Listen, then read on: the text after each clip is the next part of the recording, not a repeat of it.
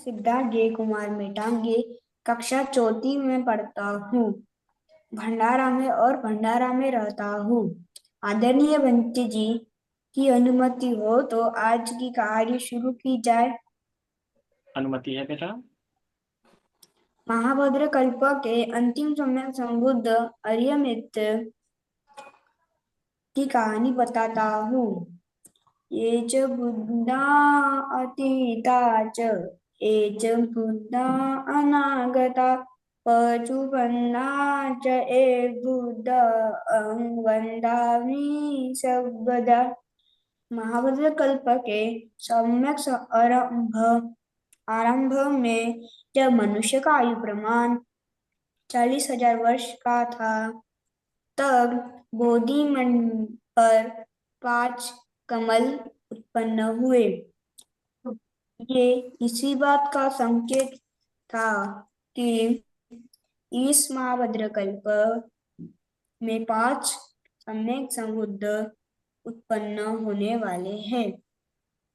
पहले भगवान ककुसंध उत्पन्न हुए, तब मनुष्य का आयु प्रमाण 40,000 वर्ष का था।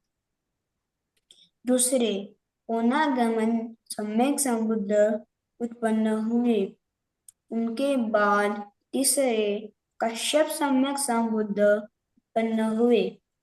जब मनुष्य का आयु प्रमाण 120 वर्ष का था, तब हमारे शास्ता भगवान गौतम बुद्ध उत्पन्न हुए थे।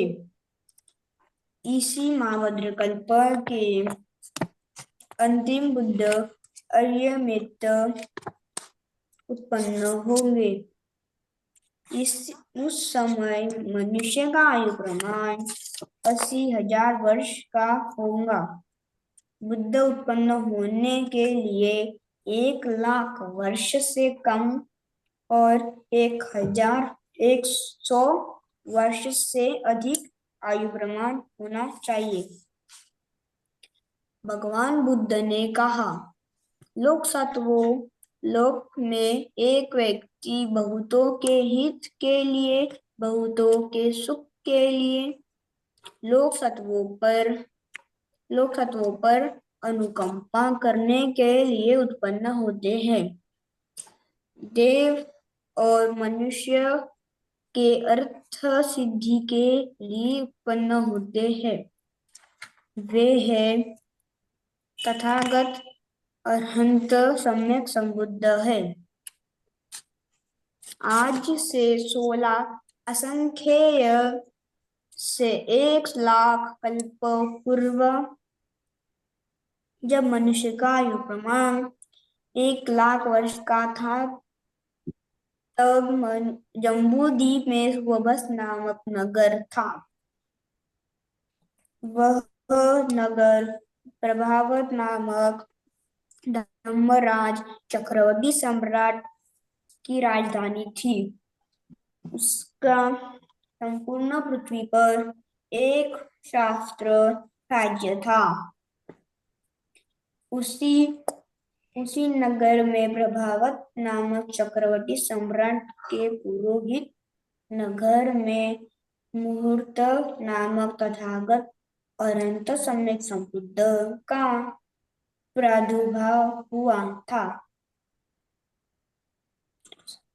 तथागत ने सम्यक संबुद्धि प्राप्त के बाद धम्मचक्र प्रवर्तन किया और लोक सत्वों पर अनुकंपा हेतु चारिका के चल पड़े। चारिका करते करते सुवबस नगर में आए। तब प्रभावत चक्रवर्ती सम्राट ने सुना कि हमारे सुवबस नगर में विहार में भगवान मोहित सम्यक संबुद्ध आए हैं, तो वह बहुत प्रसन्न हुआ। प्रभावत नामक चक्रवर्ती सम्राट ने भगवान मोहित मूर्त सम्यक संबुद्ध की चक्रता से पूजा कर अभिवादन किया। अभिवादन कर एक और बैठ गए। भगवान ने देशना दी। धम्म श्रवण कर हर्ष विभोर होकर बुद्ध शासना में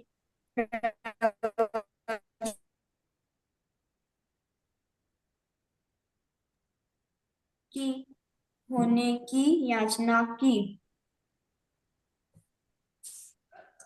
प्रभावत सम्राट की प्रदक्षिणा तथा उपसं उपसंपदा उपसंपदा हुई। वही वे सभी धम्म धम्म विनय के अनुसार साधना करते हुए रहने लगे। वह प्रभावत चक्रवर्ती सम्राट रत्न रतन सातवीं नाम से प्रसिद्ध हुए। वे नाना जी सब देखो। वे भी 30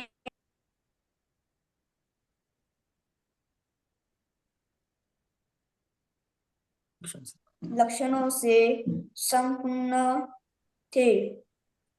सम्यक संबुद्ध को जीवन अर्पण करने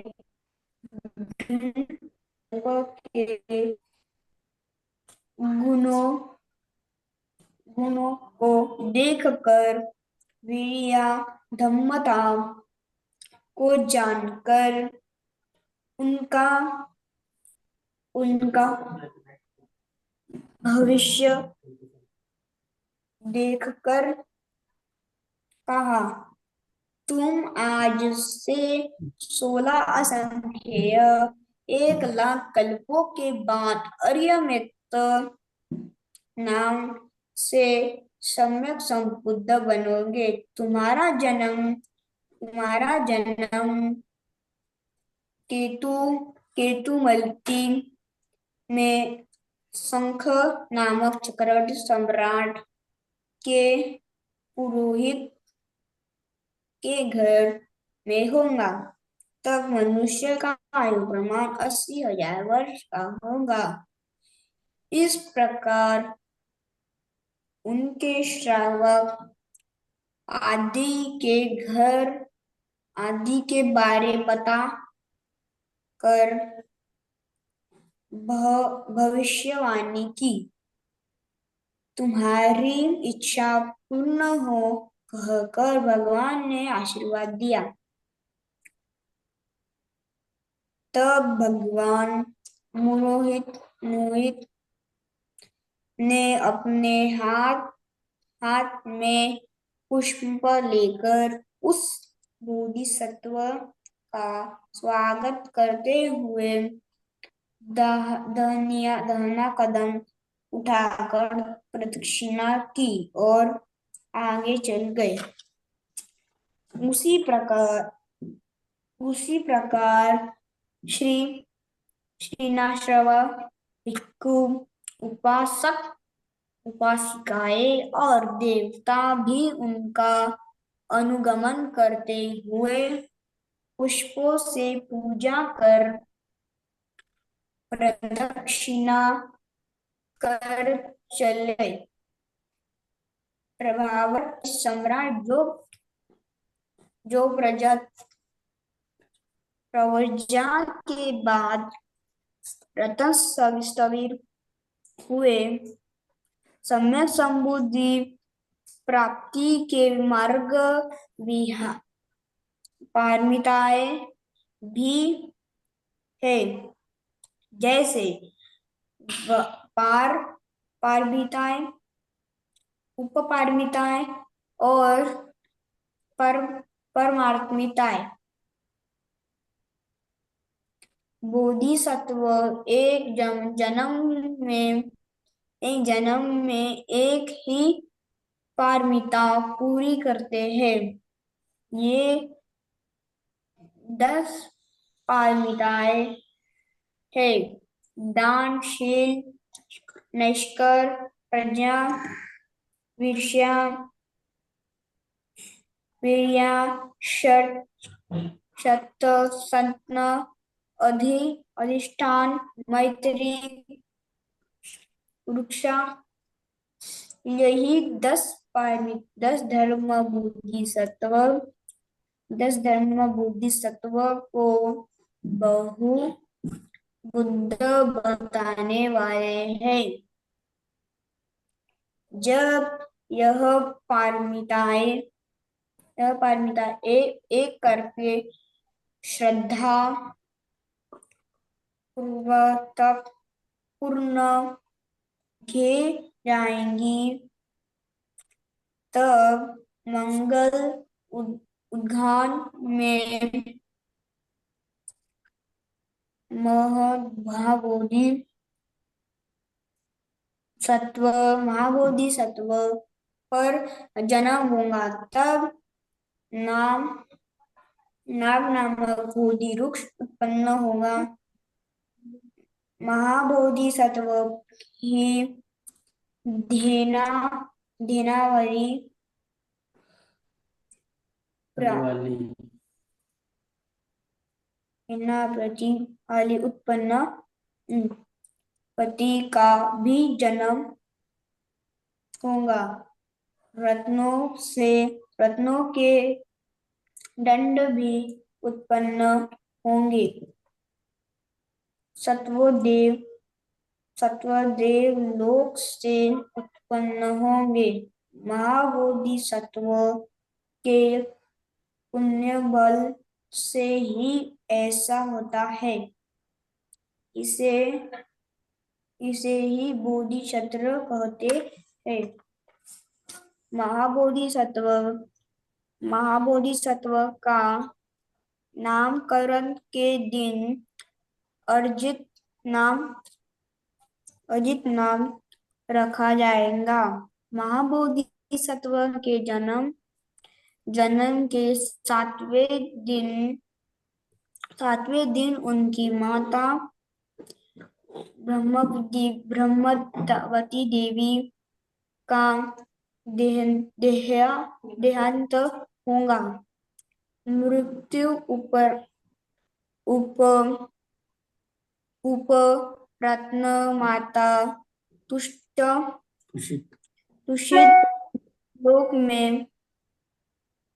देवलोक में उत्पन्न होंगी।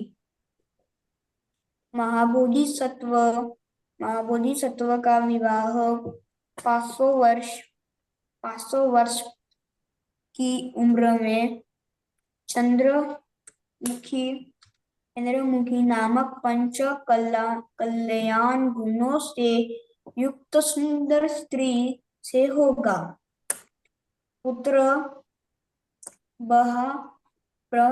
ब्रह्मधर्म नाम का होगा। बोधिसत्व का संसारिक जीवन 80,000 साल तक जिएंगे। एक दिन नगर प्रदक्षिणा करने के उद्देश्य से बाहर निकलेंगे। तब देवता बोधिसत्व के गृहत्याग का सही समय जानकर चार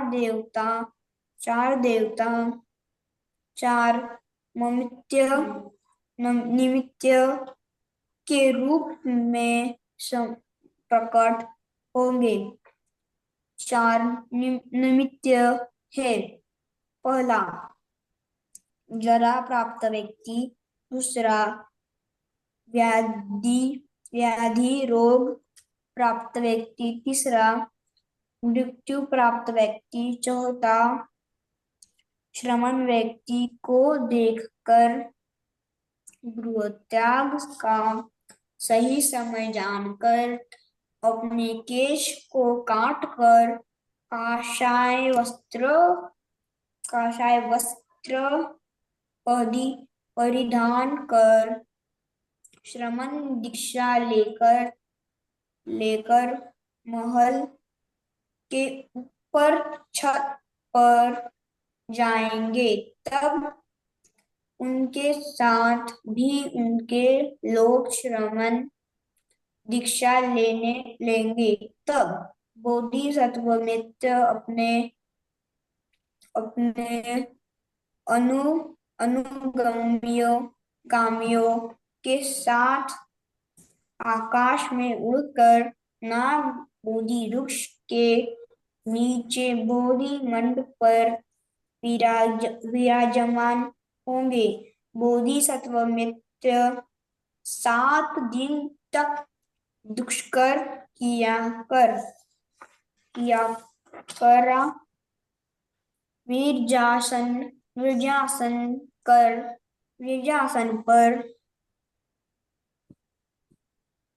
विराजमान रहते सम्यक समबुद्धि प्राप्त करने के उद्देश्य से बोधि मंडप करेंगे। चाहे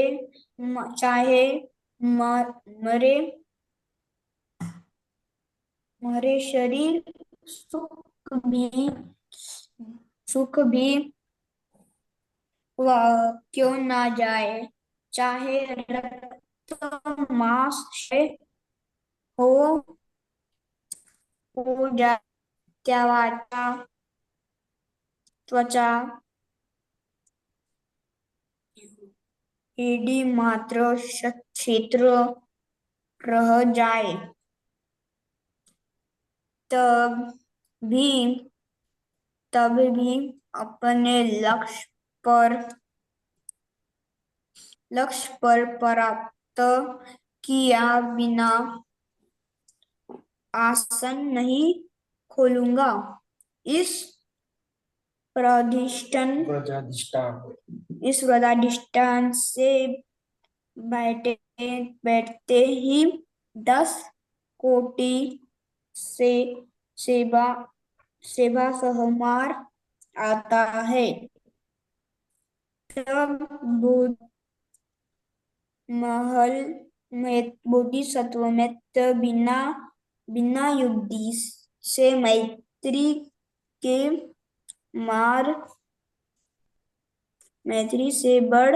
से मार का पराजय करेंगे। मार पराजित होने के बाद नाग देवता भूमंड देवता कामलोक देवता रूपलोक देवता बोधिसत्व के विजय की घोषणा कर आनंद प्रकट करेंगे। बोधिसत्व सब आश्चर्यों से मुक्त होकर अरहंत प्राप्त करेंगे। 4 सप्ताह तक बोधिमंड के आसपास ही बोधि क्षेत्र की समाधि में रत रहेंगे। वह दिन वैशाख पूर्णिमा का होगा। मैं इस पुण्य और जीवन भर होने वाले मनुष्य के कर्म से भगवान अरियमित्र के बुद्ध के शासन काल में उत्पन्न होकर मुक्ति हो जाऊं, ऐसा संकल्प करता हूँ। इसके साथ साथ मेरे आचार्य उपमाचार्य माता पिता इत्यादि मित्रगण भी भगवान अरियमित बुद्ध के शासन काल में उत्पन्न होकर मुक्त हो जाए, ऐसी मंगल मैत्री करता हूँ। कहानी समाप्त करता हूँ। साधु साधु साधु साधु साधु। बहुत ही सुंदर भाषा शैली में तुमने कहानी बताने का प्रयास किया। आशा करता हूँ तुम्हारी हिंदी के शब्दों में भी इजाफा हुआ होगा, इससे बहुत अच्छा लगा। कई सारे शब्द कठिन थे पर तुमने बोलने का प्रयास किया। तो हमें अर्य मैत्रेय के बुद्ध के बारे में हमें बताया गया। और किस कल्प के बारे में बताया गया? किसी को कल्प का नाम याद है क्या? किस कल्प का नाम लिया था सिद्धार्थ ने? अभी कौन सा कल्प शुरू है? किसी को याद है? कल्प कल्प भद्रकल्प। भद्र कल्प। भद्र मतलब क्या होता है? बहुत अच्छा। तो ये जो समय है, बहुत अच्छा समय शुरू है। कल्प में बहुत ही अच्छा समय शुरू है। और जब अच्छा समय शुरू होता है तो क्या करना चाहिए इंसान ने? कोई बताएगा मुझे? हम्म। पुण्य का अच्छा, काम करना चाहिए। पुण्य का काम करना चाहिए। क्योंकि पुण्य किस समय में सबसे ज्यादा किया जा सकता है? अच्छे समय में। बुरे समय में पुण्य होना इतना आसान नहीं है। अगर बुरे समय में इंसान पुण्य कर पाया तो अच्छा समय कैसे आए? अच्छा समय वो बुरा समय कहलाएगा ही नहीं, वो तो अच्छा समय होगा। जब जिस समय इंसान पुण्य कर्म कर सकता है, समझ जाना वो समय सबसे अच्छा समय है। पुण्य नहीं कर पा रहा, पुण्य करने का मन नहीं हो रहा, या पुण्य करने के लिए कुछ है नहीं, कोई सहायता नहीं हो पा रही है, या समय नहीं आ पा रहा, तो इससे बुरा समय कोई नहीं हो सकता बच्चों। और अभी का समय सबसे अच्छा है। क्यों? क्योंकि हमें बुद्ध पता है। हमें बुद्ध की मूर्तियां हम देख सकते हैं, है ना? आप सभी घर में बुद्ध की मूर्ति होंगी। आप बुद्ध को देख सकते हैं। आप बुद्ध के आगे मोमबत्ती अगरबत्ती लगा सकते हैं। लगाते हैं क्या? मस्त सुगंधित सुगंधित मोमबत्ती अगरबत्ती लगाते हैं सुबह उठते बराबर? क्या दिन की शुरुआत ऐसे जी करते हैं बिल्कुल आप जी। लोग? ये बड़ा अच्छा ही है। तो फिर सुबह सुबह उठ के मस्त मोमबत्ती अगरबत्ती देखिए आप लगा पा रहे हैं, ये भी एक पुण्य है, मेरिट है। क्योंकि हर समय नहीं लगा पाता इंसान मोमबत्ती अगरबत्ती बुद्ध की मूर्ति के आगे, तो आप लगा पा रहे हो, है ना? फिर आपने मम्मी पापा के पैर भी पड़ते होंगे, है ना? वो भी बड़ा अच्छा पुण्य है। तो रोज इस प्रकार दो दो पुण्य से आपकी शुरुआत होती होगी, मतलब कितना अच्छा आपका पुण्य का अकाउंट बढ़ते जा रहा है। आपका जो पुण्य है वो इंक्रीज इंक्रीज बढ़ते बढ़ते जा रहा है। और वो इसलिए बढ़ते जा रहा है क्योंकि समय अच्छा है ना? बुरे समय में कुछ अच्छी बातें बढ़ती है क्या? नहीं बढ़ पाती। उस अच्छे समय में हमने पुण्य करने का पूरा प्रयास करना चाहिए। ये नहीं सोचना चाहिए कि मैं तो बच्चा हूँ, या मैं तो मेरे पास कुछ नहीं है, या मुझे क्या पता कैसे करते।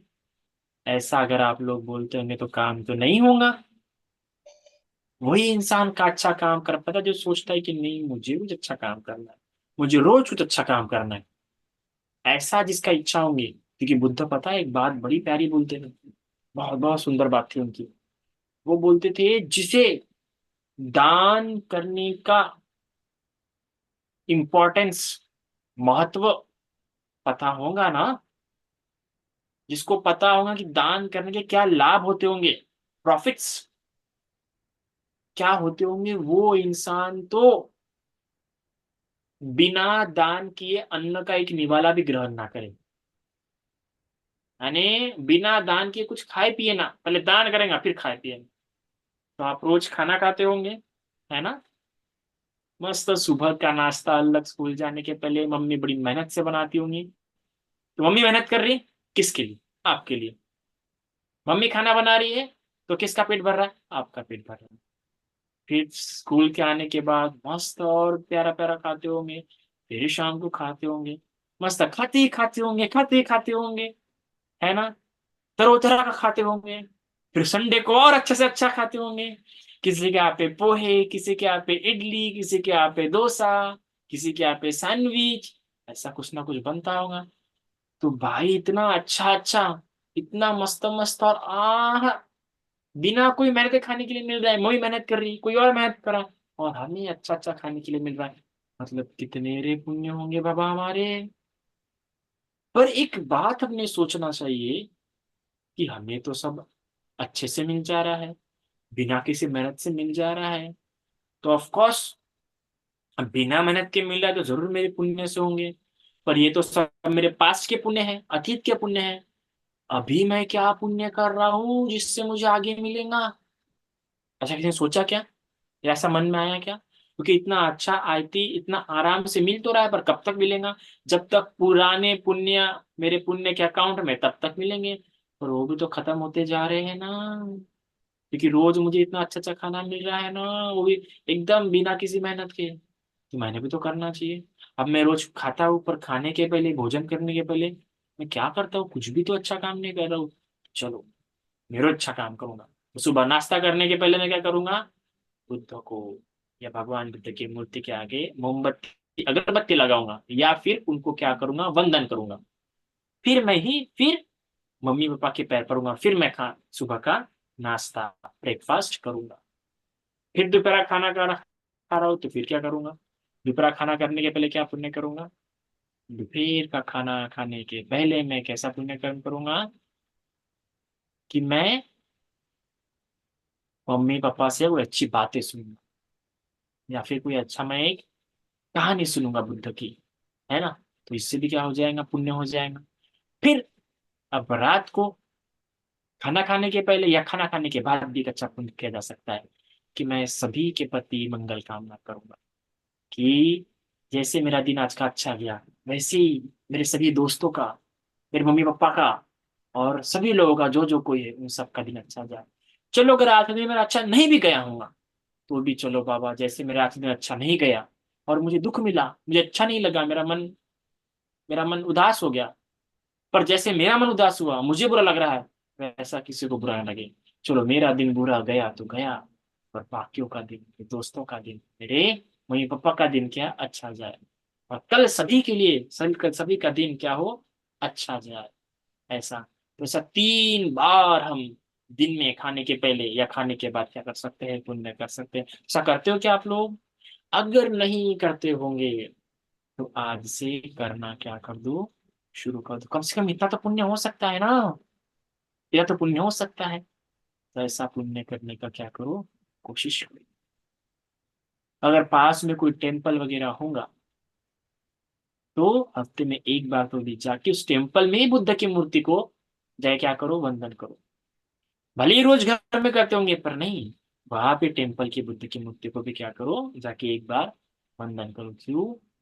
क्यों? क्योंकि वो मूर्ति बड़ी है हमारे घर से, है ना, इसलिए क्या? या वो विहार बड़ा इसलिए क्या? नहीं। पर क्या होता, अगर वहां पे जाएंगे तो क्या पता हमें कोई अच्छा नया इंसान मिल जाए अच्छी बातें करने के लिए, या फिर क्या हो, कोई भंते मिल जाए। तो भंते मिल जाए तो बड़ा अच्छा। तो 1-2 रुपये अगर होगा, या चॉकलेट होगा आपके पास, तो जाजो उनके पास दे दो, भंते जी ये मेरा छोटा सा नन्हा सा प्यारा सा आपको एक दान। और इस दान के प्रताप से, इस दान ये दान करके मैं ऐसी इच्छा करता हूँ कि आने वाले मैत्रेय बुद्ध के समय में मेरा जन्म हो। या फिर अगर ऐसा नहीं, तो मुझे हमेशा गुड फ्रेंड्स, क्या हो, मुझे हमेशा गुड फ्रेंड्स मिले। ऐसी क्या करनी चाहिए आपने, इच्छा करनी। देखो छोटा सा दान से भी बड़ा बड़ा कल्याण होता है, बड़ा भला होता है। आपको पता है क्या, भगवान के समय में एक इंसान क्या किया था, ऐसा रात भर प्रवचन शुरू था भगवान के समय में। ऐसा रात भर प्रवचन चलता था भगवान के समय, अभी भी चलता है, इंडिया में कई जगहों पे चलता है। भगवान के समय में ऐसा रात भर प्रवचन शुरू था। तो भी लोग रात भर क्या खाते नहीं थे, क्योंकि पता था अगर हम खाना खा के जाएंगे तो भाई प्रवचन तो छूट जाएगा, नींद ही आएगी, तो सुन नहीं पाएंगे, है ना? तो इसलिए रात को भी खाना खा के जाता नहीं था, क्योंकि अच्छी बातें सुननी है, अच्छा काम करना है, और पेट भर खा के जाएंगे तो नींद आएंगी। तो इसलिए रात को स्टडीज करनी हो, अच्छा कोई काम करना, तो पेट भर थोड़ा मात्रा में खाना चाहिए। अब थोड़ा मात्रा में सब लोग खाने गए और मस्त भगवान का प्रवचन या संघ का प्रवचन सुन रहे थे। तो उसमें एक आदमी क्या कर रहा था, सभी को पानी बांटने का काम कर रहा था। पानी यार में रखा था, उसका खुद का तो पानी था नहीं, पर वही, ताकि किसी को तकलीफ ना हो। भगवान का प्रवचन शुरू है ना, भगवान का प्रवचन शुरू है, बेचारे लोग पानी के लिए उठ के जाएंगे तो प्रवचन ढंग से सुन नहीं पाएंगे, उनका मन भटक जाएगा, उनका चित्त एकाग्र नहीं हो पाएगा, फोकस नहीं हो पाएंगे ना, कॉन्सेंट्रेट नहीं कर पाएंगे। और फोकस कॉन्सेंट्रेट नहीं कर पाएंगे तो क्या पता, कई सारी बातें छूट भी सकती है। फोकस और कॉन्सेंट्रेशन आवश्यक होता है ना, इंपॉर्टेंट होता है। तो सोचा कि बाबा, अगर ये लोग किसी को प्यास लगी और कोई उठ के जा रहा है, तो वो बेचारा पानी पीने के लिए जाएंगे, और अगर पानी पीने के लिए गया और इधर बुद्ध ने कोई इंपॉर्टेंट बात बता दी और छूट गई, तो अच्छा नहीं होगा उसके लिए, बेचारे के लिए। फिर बेचारा आके बैठेगा, फिर फोकस लगाने की कोशिश करेंगे, और अगर वो उठ के जाएगा तो बाकी लोगों को भी डिस्टर्ब हो सकता है ना, धक्का उक्का मार के जा सकता है। तो क्यों ना मैं सभी को जा जाके पानी दूं, और सभी को जा जाके पानी बांटने का काम किया। देखो बरा, देखो देखो, कितना सुंदर विचार है दूसरों के प्रति, कितना अच्छा सोचा उसने। ऐसा विचार कितना अच्छा है ना। अभी आपको लगेगा कौन सा बड़ी बात है, ठीक है मैं तो भी देता हूँ, पर नहीं, बहुत बड़ी बात है इतना सोचना किसी और के प्रति भी, कि चलो मेरे इस काम के कारण लोग तो अच्छे से धर्म सुने, चलो मेरे इससे कारण लोग का उतना तो भला हो। ऐसा विचार बड़ा प्यारा होता है ना। तो वो उसने वैसा किया, और रात भर लोगों को पानी परोसा, पानी दिया। और इस एक दिन की, इस एक एक दिन भी नहीं, सिर्फ एक रात, ओनली 12 आवर्स।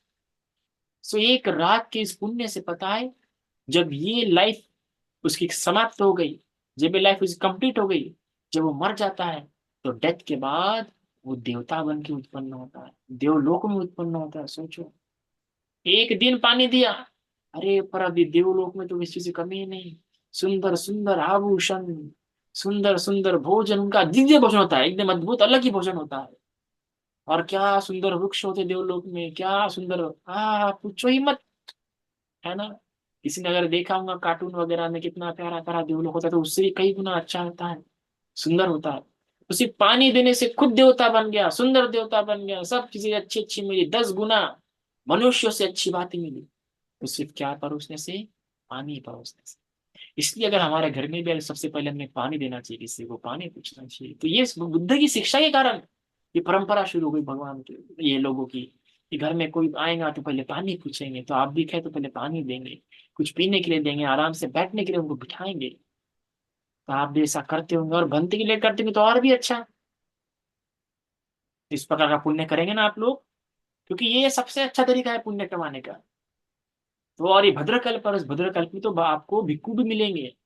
इसलिए कभी कभार भिक्खु को बुलाया करो घर में, पानी दिया करो घर में, या अगर कोई भिक्खु होगा तो अपने घर से कुछ बनाते होंगे अच्छा, तो वो लेके जाया करो, है ना।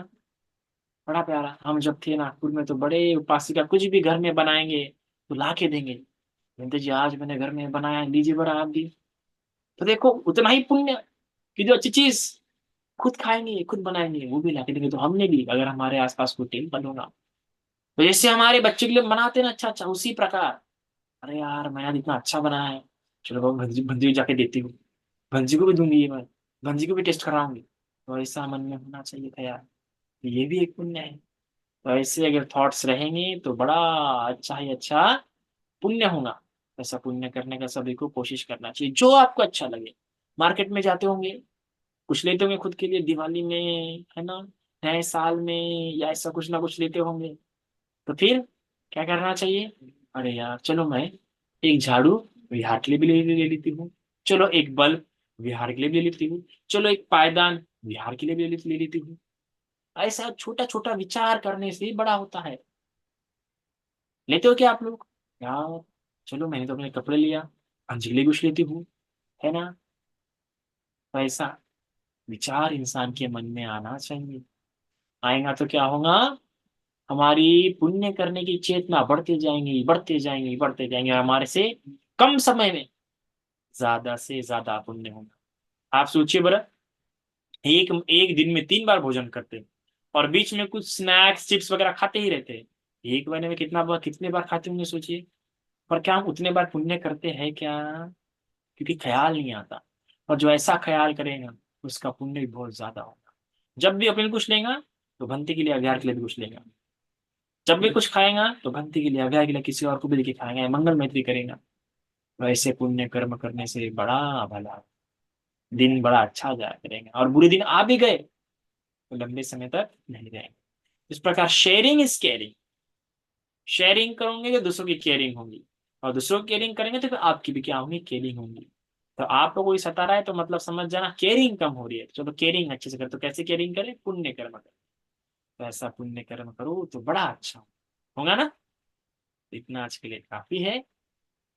काफी है क्या? तो कुछ बोलना पड़ता है फिर, काफी है ना तो बोलिए फिर कुछ अच्छा। साधु साधु साधु साधु साधु। साधु साधु। वंदा में बनते जी। मंगल हो, बोलिए।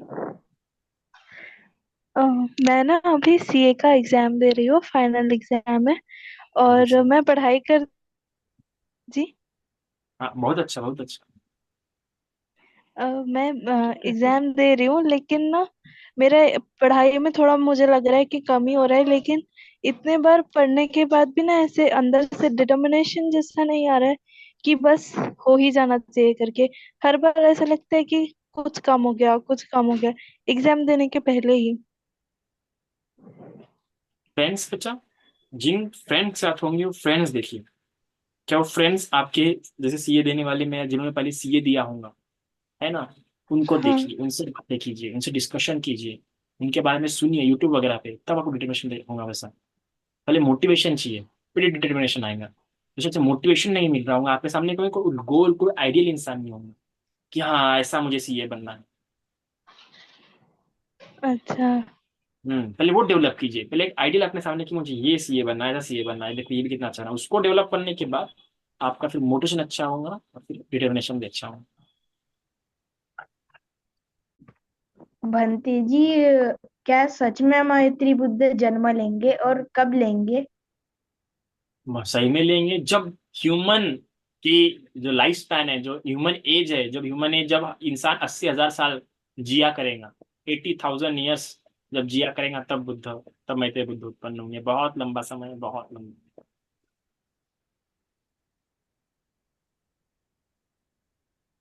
तब का समय बहुत अच्छा होता है, बहुत ही अच्छा। शुभ मंडाले। वंदामी भंते जी। मंगल हो, बोलिए। हम्म, भंते जी, हमें देवी देवताओं को मतलब कि देवलोक है, ऐसा मानना चाहिए या नहीं? मानने से भी कुछ होगा भंते जी? देखो, जैसे आप एक भंते मानने जी। पर करते तो कोई अर्थ नहीं। सबसे हाँ पहले तो अपने आर्य अष्टांगी मार्ग को फॉलो करना चाहिए, है ना। जी। आर्य अष्टांगी मार्ग को फॉलो करना चाहिए, और इस प्रकार देखना चाहिए कि देखो, मैं इस प्रकार के पुण्य कर्म करता हूँ तो मुझे मृत्यु की चिंता नहीं। जी। मैं पुण्य कर्म करता हूँ तो मृत्यु के बाद भी मेरी सुगति होंगी, अच्छी गति को प्राप्त होंगी। तो ऐसा विचार करता है तो ठीक है ना। और भय देखता है कि नहीं, अगर मैं दुष्कर्म करूंगा तो मृत्यु के बाद मैं नरक में उत्पन्न हूँ। अगर इस प्रकार देख के उसके पुण्य कर्मों को मोटिवेशन मिलता होगा पुण्य कर्म करने का, तो अच्छा है। वरना क्या फायदा, वरना वो भी बहुत तृष्णा हो जाएंगी कि नहीं मुझे यहाँ उत्पन्न होना है, वहाँ होना है। मृत्यु की चिंता ना हो, उसका सुगति पे विचार करके, देवलोक पे विचार करके उसको इस प्रकार सोना चाहिए कि हाँ मृत्यु का चिंता नहीं। मृत्यु मृत्यु की चिंता छूटनी चाहिए, और कर्मों के लिए प्रेरणा मिलनी चाहिए। और वो बोल रहा कि नहीं मुझे इस लोक में उत्पन्न होना है, मुझे उस लोक में उत्पन्न होना है, तो ये भी बहुत तृष्णा होगी, ऐसा नहीं होना चाहिए, है ना। जी भंते जी, एक भंते जी बता रहे थे भंते जी कि अ, हमको मानने से क्या होगा, जानना चाहिए। मैंने पूछा था भंते जी उनसे कि देवलोक होता है क्या? तो बोले होता है। बोले आप लोग दान करेंगे, सील करेंगे तो आप वहाँ जन्म लेंगे बोले। बिल्कुल। Okay Bhante ji, thank you. विचार। हाँ। भंते जी, विहार, आदरणीय भंते जी, विहार में कभी देवता लोग आते हैं क्या? जहाँ अच्छे लोग हैं, जहाँ अच्छी बातें होती है, वहाँ देवता लोग आते ही है बेटा, है ना। जरूरी नहीं कि वो बिहारी हो, घर में भी आते हैं, है ना। वाकई। फिर दिखते क्यों नहीं है? हाँ। दिखते कभी क्यों दिखते नहीं? क्यों नहीं है कभी? मैं वो कंफ्यूज दिखते क्यों नहीं है? वो इससे नहीं वो दिखते हैं ना, उन लोगों को दिखते हैं जिनको दिव्य चक्षु प्राप्त होते हैं, जिनको दिव्य। अभी तुम कभी 3D पिक्चर देखने गए होंगे, 3D पिक्चर क्या दिखती है जब वो 3D ग्लासेस पहनते हो? आदरणीय भंते जी, हमारा प्रश्न था कि 4 असंख्य 1,00,000 कल्प कितने होते हैं?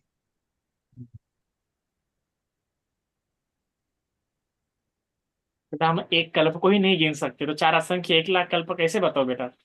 इधर एक कल्प ही इतना बड़ा होता है कि आप उसको गिन नहीं सकते। भगवान ने एग्जाम्पल क्या समझाया कि बोले 1 योजन लंबा, 1 योजन चौड़ा, 1 योजन गहरा गड्ढा खोदो, उसको पूरा राई से भर दो, और हर 100 साल होने के बाद एक राई निकालो। तो जब तक वो राई खत्म नहीं हुई तब तक एक कल्प खत्म नहीं होता। तो सोचिए 4 असंख्य मतलब गिनती नहीं, बहुत लंबा होता बेटा, वो समझा नहीं सकते। पर कभी एक बार अलग से समझाऊंगा किसी क्लास में कि कल्प क्या होता है। ओके।